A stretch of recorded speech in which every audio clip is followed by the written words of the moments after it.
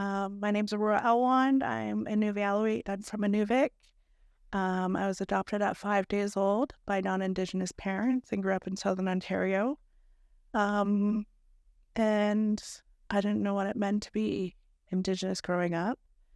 And I had different experiences than other people. And through my life, we've traveled. And after having my children in Australia, we came back to Canada. I didn't understand what being Indigenous meant. So I was downtown Calgary and I didn't know what was happening. Why are all these people out there? They look like me. And so I enrolled at Bow Valley College and started learning about my Indigenous identity with Noella Wells and our elders over there. And we were able to learn together with my children. And since then, we've been a part of the community here, been to Bow Valley College and UFC. And with UFC, been part of the Writing Symbols Lodge and been a part of a whole bunch of Indigenous community events and support and learning with the elders there, more so of Blackfoot ways than Inuvialuit ways. And yeah, I've been in touch with my birth mother and it's a wonderful relationship. She's beautiful inside and out. And I have two brothers who are so cute. Hey. And yeah, we're here in Calgary for over 10 years and just love it. It's tremendous. You found your way back.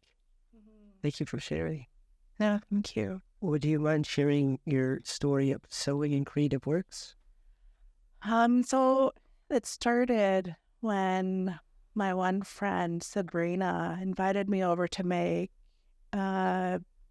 baby moss bags. And it was my first time with a machine. I didn't know what I was doing. It would jam up or something would happen. The bobbin would just run out and it wouldn't be sewn together. That was my exposure to sewing, creating something with material and sewing. And since then, I've been a part of TI. They have an Inuit Zoom group, and this started in the pandemic. And so I started learning how to sew with them on Zoom, Inuit across Canada. And one of them actually wanted to buy some scrunchies from me, my first little ones. They were so cute. And she goes, I'm coming to Calgary. I want to buy them. I was like, okay. And she said, bring some to the conference. I was like, oh, okay. And then I sold the whole batch. And I was like, oh my gosh, I wouldn't have been able to do that without TI and Inuit Zoom group. And just support and love from them was my start of my scrunchie business. Yeah. How impactful has it been on your identity as an Indigenous person? It's been I've been profoundly impacted by the sewing and Inuit Zoom group. And it's provided me with a space that I can find myself. I can listen to the language when the elders speak Inuktitut, and I can just be with them and be present with them. And we encourage each other and we support each other. And I don't know, it's just community love. So what inspired you to start making them? So when I was younger, being an Inuk child in a non-Indigenous family, I had beautiful black long hair like I do now. But my mother would try and braid my hair or put it up really nice. And I just loved that feeling of having it up and feeling good about myself. So that's what I want to bring to others, having that connection, maybe with yourself when you do your own hair or when someone else does your hair for you, and just have that, I don't know, intimate moment of love, because that's what I had with my mom. Beautiful. Thank you. So you spoke about how the Inuit community received your scrunchies. How was the community here received them? They've received them with open arms. I've made many connections, and it's so much fun. Often I can gift them away to people, bring the little joy to them, which is what I like to do. It's fun. How has your sense of community grown through the artisan community here? So I wouldn't have been able to do this without the support of Native Diva Creations, Melreen Soloy Eagle Speaker. She and I are good friends, and she's been able to mentor me and support me through and introduce me to others in the community. And through trading and gifting different things with each other and understanding of community together is just so wonderful. I enjoy it so much, and I want to be a part of it and continue to be a part of it. Yeah. Do you have any advice for any young Indigenous creatives who want to get or work towards becoming a part of that community? Don't be afraid.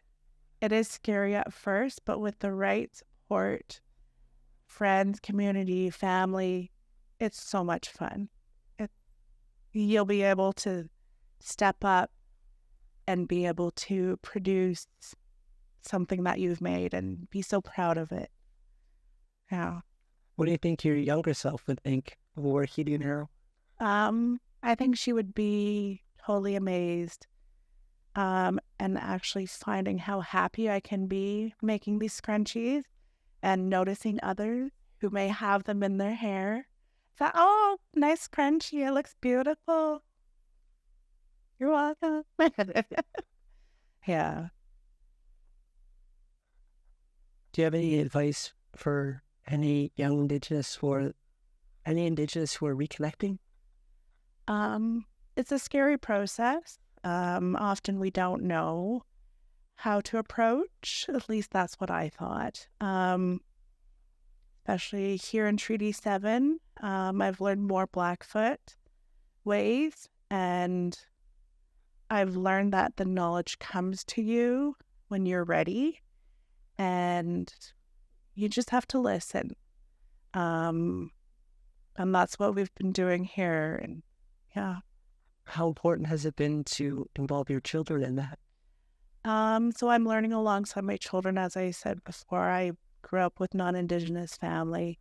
We learned from textbooks, and my parents did the best they could, introducing our community and ways in our life, with my birth mother's like birthday cards and Christmas cards. It was wonderful. So we kept that connection, but it wasn't like a whole community support and knowing how to feel loved in a community. And so I'm here with my children, learning, being a part of the community, and just accepting themselves for who they are and trying to love them as best I can. Yeah. It's beautiful. Thank you for sharing. Where would you like to see your small business growing? I'd like to see it flourish, grow as it needs, definitely within my capacities. I want to keep it authentic. I want to keep it made by me. I want to have that joy spread to others. Beautiful. How many scrunchies do you think you've made, if you could guess? Oh, I don't know. Technically, I could calculate it. 300 to 500, maybe. That's a lot. Yeah. How long does it take you to usually make one? Mainly, I'd say about 10 minutes. How do you choose the fabric you use? There's a different thought process that I've discovered. The fabric, instead of just one piece of fabric that looks pretty from afar, it would look really strange in a strip like this. So I'm looking for smaller detail, with brighter colors. This Cookham scarf is actually quite cute and works well. So it's a different way. You have to look at the fabric, think of it in the 3D way, and then combined. And sometimes it's difficult, but I like to see what other colors are out there. It's an exceptional way to visualize. Yeah, it is. It is. Because then you'd get some weird type of shape, and you're like, what is that from? Oh, it's from a bear. You're like, well, where's the rest of the bear? Yeah. Could you speak on cultural appropriation versus appreciation? Sure. Cultural appreciation is actually supporting Indigenous artists, supporting in any way possible, say, sharing, liking, commenting, to, saying, good job, I see you at a market, wonderful, that's great, all the way to actually purchasing and coming back. That's a good way to appreciate what we have. Appropriation is something done with not good intentions.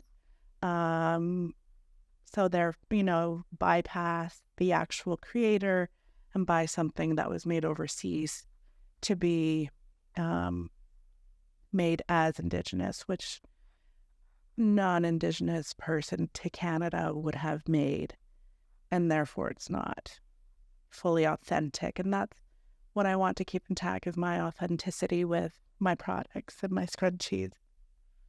It's a huge part of your style, hey? Oh, you can pick and choose. You can make different moods and vibes and just like hone it down to a specific event, like hunting, for instance. The hunters. You can go traditional with a nice Cookham scrunchie. You could go like funky geometric and beaded ones. And it's just, we've got some orange there for Orange Shirt Day. And just, there's so many different ideas. Do you have a favorite scrunchie you've ever made? I do. Just a moment. But these are my medicine scrunchies. They're made of a tulle that have been embroidered. And there's actually sage, sweetgrass, and cedar in them. And I've smudged these before. So it's nice to have the medicine on you, either on your wrist or in your hair. And I have some with lavender as well. So I got some cute little lavender in there. Yeah, so these are my favorite scrunchies. Holy smokes. Yeah. How has your small business been received by the community? It's been received with open arms. I like to gift items in their traditional way. Gifting and trading is what we did, and I want to keep that alive and well, and just being truly myself and having that support and support others who are truly themselves as well. What does it mean to receive the support to you? It means the world. No, it's love I receive from the community and from other vendors, and I don't get that anywhere else except for my family, but yeah, it's nice to have that. So what's it like to be an entrepreneur who's an Indigenous woman? So I just started not that long ago, less than, I want to say 6 months ago or so, just before Christmas. Yes. You've already made 300 to 500 scrunchies? Oh, you don't even know. Well, like, I don't know how many are here and how many are here, right? I don't know. There's just a lot. It's lovely. There's a lot of challenges. As Indigenous people, we have to fight 10 times more than the usual non-Indigenous. But we persevere. We continue. I reach out for support from my friends and family, and they're able to support me in any way, be it, let's go buy you some more fabric, or you can do this. And I'm just so grateful to have the support. Do you have any advice for any young Indigenous woman looking to become an entrepreneur? Don't be afraid. Ask for help. Get your resources in place. Um, yeah, be strong. What do you think your ancestors would say if they could see the work you're doing? They would be so proud. Just love. I could just imagine their hair being wanting to be put up nice and just be together and, I don't know, look beautiful. What would you tell your younger self if you could tell them anything? One day I'll learn how to sew. There's this one story, I think. It's about finding an Inuk woman who knows how to sew. If you don't know how to sew, your snow pants are going to be all messed up and you'll freeze. So it's like, okay, I got to learn how to sew. Don't want to freeze anymore. I don't want to freeze anyone. Well, that's all the questions we got for you today. Okay. Anything else you'd like to share? No, I just want to thank you for the opportunity. It was so much fun. So proud of you all. And yeah, thank you. Thank you for being on, Juana. That's all for us.